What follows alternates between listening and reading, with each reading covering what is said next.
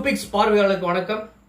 மது பாட்டிலுக்கு 10 ரூபாய் ஏன் அதிகமாக வச்சு விற்கிறோம் அப்படின்னு சொல்லிட்டு மதுவிலக்குத்துறை அமைச்சர் முத்துசாமி அவர்கள் ஒரு நல்ல விளக்கம் கொடுத்தாரு.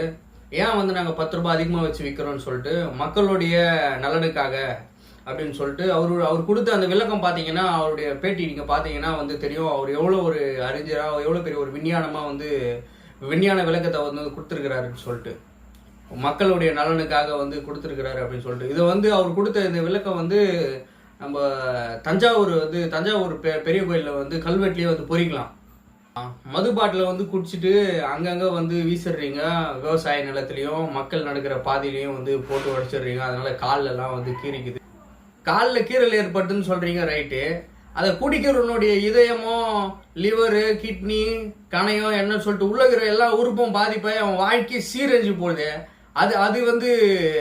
அது பெருசு இல்லை. ஏன்னா அவங்களுக்கு விரல் இருந்தா போதும், ஏன்னா ஓட்டு போட்டுருவாங்க அப்படின்னால மக்கள். நாங்கள் ஆட்சிக்கு வந்தோடனே பூரண மதுவிலக்கு அமல்படுத்துவோம் அப்படின்னு சொல்லிட்டு சொன்னா அதான் நாளைக்கு ஓட்டு போட போறோம்னா இன்னைக்கு வாக்குறுதி கொடுத்துருவாங்க, தேர்தல் அறிக்கையில் சொல்றாங்க பூரண மதுவிலக்கு அமல்படுத்தப்படும் சொல்லிட்டு. வந்ததும் பூரணமா எங்கும் பார்த்தாலும் மது தான் வியாபாரமா இருக்கும். 10 ரூபாய் ஏற்றி வைப்பாங்க, கலாச்சாரம் காசுறதுக்கும் அனுமதி கொடுப்பாங்க. அதாவது நாட்டில் பெரும்பான்மையான மக்கள் மதுக்கு அடிமையா இருக்கிறாங்க. இளைஞர்களும், படிக்கிற இளைஞர்கள் எல்லாம் அனைவரும். அதனால குடும்பம் வாழ்வாதாரம் இழக்கிறாங்க. அவங்களோட குடும்பத்தை சேர்ந்த பெண்கள் கணவனை இழக்கிற மனைவி ஆயிடுறாங்க, அப்பாவை இழந்த மகனா ஆயிடுறாங்க. இவ்வளவு இந்த மதுவினால ஏற்படுது.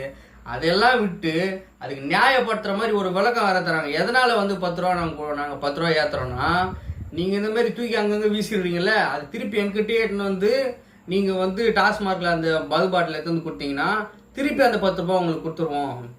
அது கூட அந்த பாட்டில் பெரிய வேலைலாம் போறது இல்லை. அது சந்தையில் எவ்வளவு போகுதுன்னா 50 பைசாக்கு 1 ரூபாய்க்கு தான் போகுது. ரொம்ப நஷ்டம் இதனால நாட்டுக்கு. அதனால எங்களுக்கு ஒன்றும் பெரிய லாபம் கிடையாது. மதுவை முதல்ல எதுக்கு விற்கிற? மது விற்கிறதே குற்றம். மதுபானத்தை ஏன் விற்கிற? முதல்ல நாடு சீரழிஞ்சு போறதுக்கு காரணமே அதுதான். பல கிராமங்கள்ல தண்ணி இல்லாம மக்கள் இன்னமும் தவிக்கிறாங்க. அவங்களுக்குலாம் நம்ம எப்படி தண்ணி இல்லாத பகுதிக்கெல்லாம் எப்படி தண்ணி கொண்டு போகலாம்? வெயில் காலங்களில் நிறைய விவசாயிகள் விவசாயம் பாதிக்கப்படுது.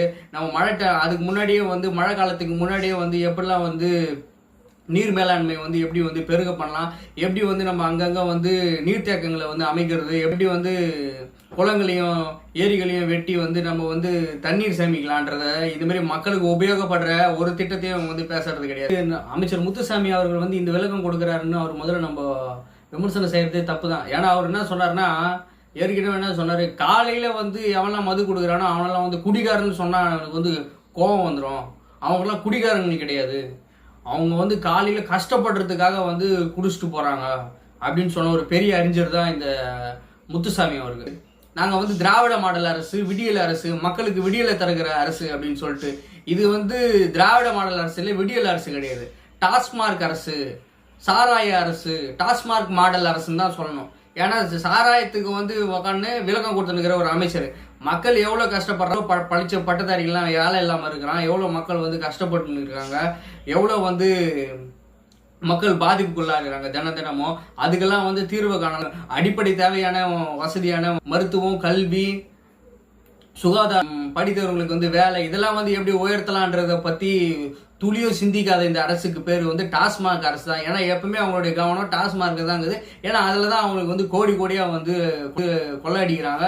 கொள்ளையடிக்கிற நீங்கள் விடியல் தரப்போற அரசுன்னு சொல்கிறாங்க.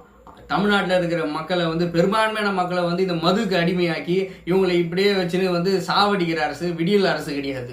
அவரை சொல்லி நம்ம இந்த மாதிரி அமைச்சர்களை தேர்ந்தெடுத்து நம்ம இந்த அரசை நம்ம ஆட்சியாளருக்கு உட்கார வைக்கிறோம்ல, ஓட்டு போட்ட நாம தான் சொல்லணும்.